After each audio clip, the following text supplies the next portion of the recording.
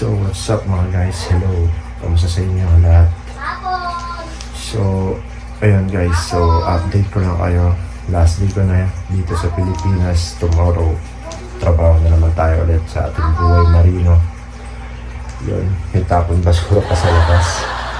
So, alas 5 na ng umaga ngayon, di ako makatulog guys. So, yun, so sobrang sabi ko na sigurong makasampa ulit, and then kasama na din yung lungkot doon na may iwanan ko na naman yung anak ko, pamilya ko. So, shoutout sa pamilya ko pala. Sa 2 months ko dito, thank you, lalo na kay mama. Inalagaan niya ako, so binigay niya yung lifestyle sa akin na yung talagang bakasyon ka talaga, yung talagang may nakakahain yung pagkain sa'yo. Inalagaan ka talaga nila. Salamat sa nanay ko, sa kapatid ko, sa anak ko. So yun, may miss ko na naman yung hatid sundo yung anak ko sa school. Siyempre, yun, pagpalit na naman natin dito sa Pilipinas is yun, lalaki na naman yung anak mo.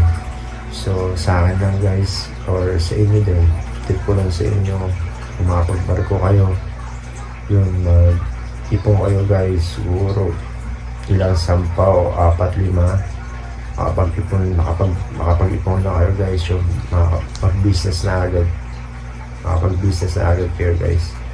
Ayun ang gagawin ko guys, kasi ayun naturo sa akin ng mga months na unang nagbabarko sa akin guys.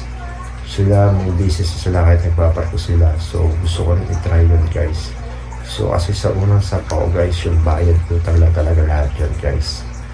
So may natirang konti sa akin, syempre itinabi ko na yun. Then yun, sa akin naman, siguro sa mga susunod sampa ko, dumami man sampa ko, makapag-ipon ako, yun, magsisimula ako sa small business guys. Sana gantimpala tayo ni Lord para doon.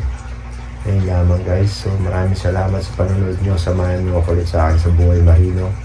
Magsisimula to bukas sa aking part 2 ng buhay marino.